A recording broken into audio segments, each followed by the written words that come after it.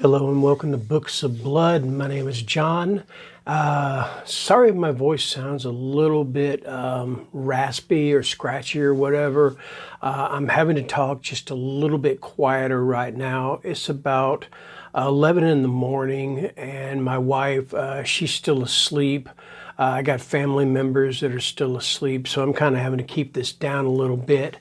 I'm up because I'm going to be meeting a friend of mine at a video game store, or a gaming store, and we're going to play board games later on in the afternoon. Anyway, I've got a book review for you, and the book review is for The Groomer, and this is by John Athan. Now, the first thing I'm going to say before I even start to review this book is this. This is a trigger warning, all right? In this book, there is very graphic depictions of children being tortured and being murdered, all right? So right there, I'm leaving it right there on the table for you. If this is something that is, you don't want to watch this, I will completely and absolutely understand. Now, I am not going to describe anything that happens to these children. All right, I get no glee from this. This was a very disturbing book for me, but so yes, I can understand how it would make you feel, especially if you are a parent. All right. I do not have children of my own. I have grown stepchildren. They were grown when I met them. So I don't know what it's like to have a small child, to take care of a child. All right. But that's my warning. That is my trigger. If you don't want to watch this, I will totally understand. All right. Anyway, so what is The Groomer about? Well, let's first of all look at the title. What is a groomer? Now, some people think, well, a groomer is like somebody that grooms horses or something like that. That is not what they're talking about, okay? A groomer is a person, usually a person who is interested in children.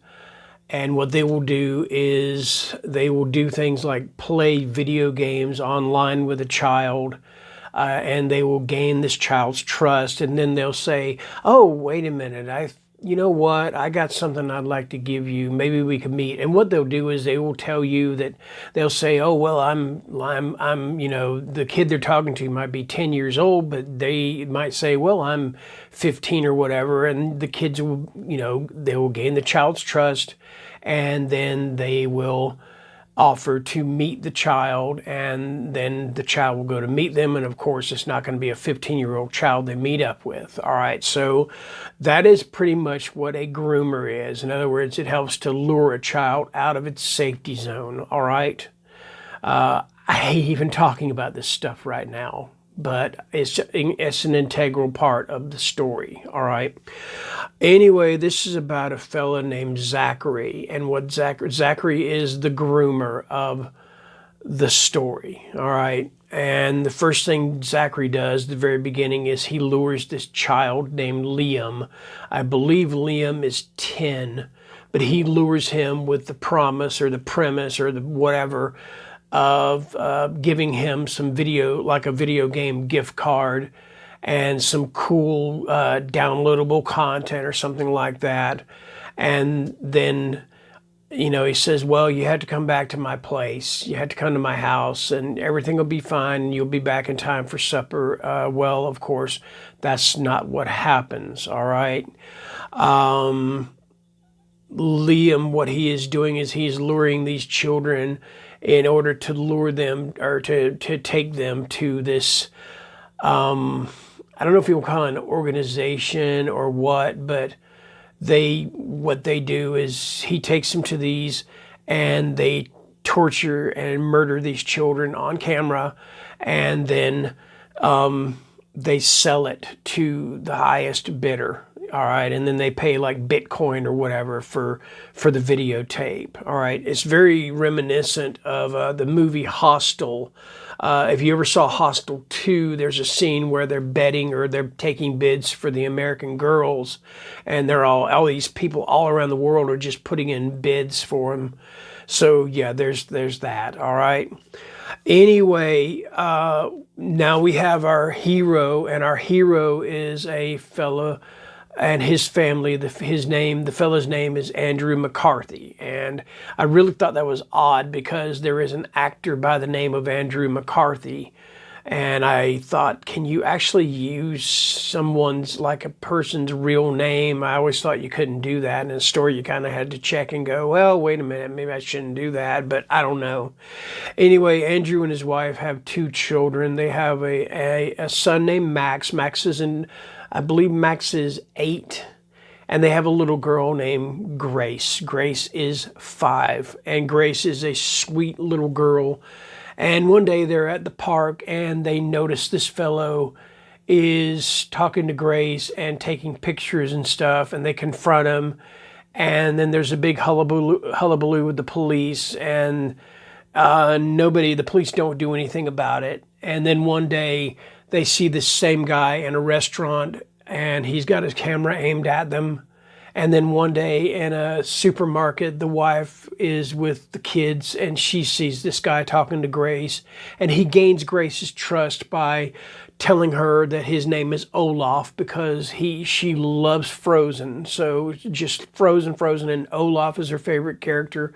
I don't know, I'm pretty sure you can see where this is going. This fellow takes the little girl. So now the rest of the book deals with this family having to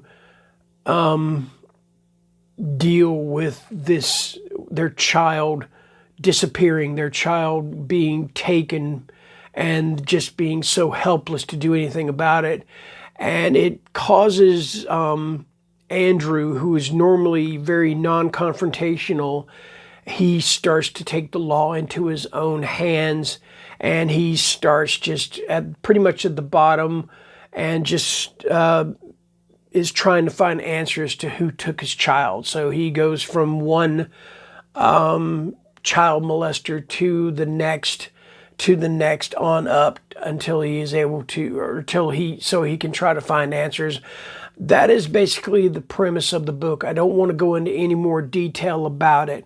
Like I said, this was a very disturbing read, and but at the same time, I have to give kudos to the author. And I got to thinking about it. I've been reading a lot of really disturbing stuff lately, like Yellow and Dead Inside. I've mentioned Survivor many a time. So I thought what I would do is, how would I compare this book to either one of those? So I got kind of a scale or a little bit of a meter or something. So you got Survivor here, and this is very well written, very graphic, but still the storytelling is excellent, and you care about the characters, all right? Then you have something like Dead Inside, which I thought the writing was crap. I did not care one bit about the characters. I could care less what happened to them. They bored me to tears, and I felt like the extreme violence was just I don't know, it was just a poor plot device, all right? So where would I rank something like The Groomer? Well, I'm going to tell you right now, I would rank The Groomer on the level of Survivor. The writing in The Groomer is second to none. Yes, it is, just, again, I've said once before, it is absolutely disturbing, but the writing is second to none. I cared about the characters, especially about the children in this book. No child should have to go through the things that these children went through. I had many times when I was reading this that I just had to stop. I had to put the book down. Well, not put it down, put down my phone, because I read it on Kindle. That's why it's up there on the thing like that. And I just had to get my thoughts together because I was getting extremely angry. All right. Now, the other thing about this is the fact that with Andrew I know there are a lot of people out there that would think, okay, now he's going after these child molesters, but some of the child molesters he goes after have absolutely nothing to do with what has happened to his own child. You know, they have absolutely no idea where this child is. They don't run in these same circles as these people that have taken his child. They can't help him, but he still tortures them, and at some point and kills some of them. So it's like, you know, and don't get me wrong, I am not defending these people's actions, but, you know, I mean, I don't really know exactly how to describe this, but what I don't know. Maybe I just some of that kind of confused me. It's like, okay, it's kind of like they said in Reservoir Dogs when they were torturing the cop, and nice guy Eddie comes in and says, if you beat on this guy long enough, he's going to tell you he wears women's underwear. You know, so if you beat on somebody long enough or you torture them long enough, it doesn't matter what you're torturing them for. They're gonna tell you what you want to hear, whether it's the truth or not. Again, like I said, I don't condone what these people do, but if they're not the ones responsible for, you know, so it's what you kind of wonder what the line between vigilantism and just absolute downright murder is for this guy. I mean, when does he cross that line? All right. Anyway, that's my review.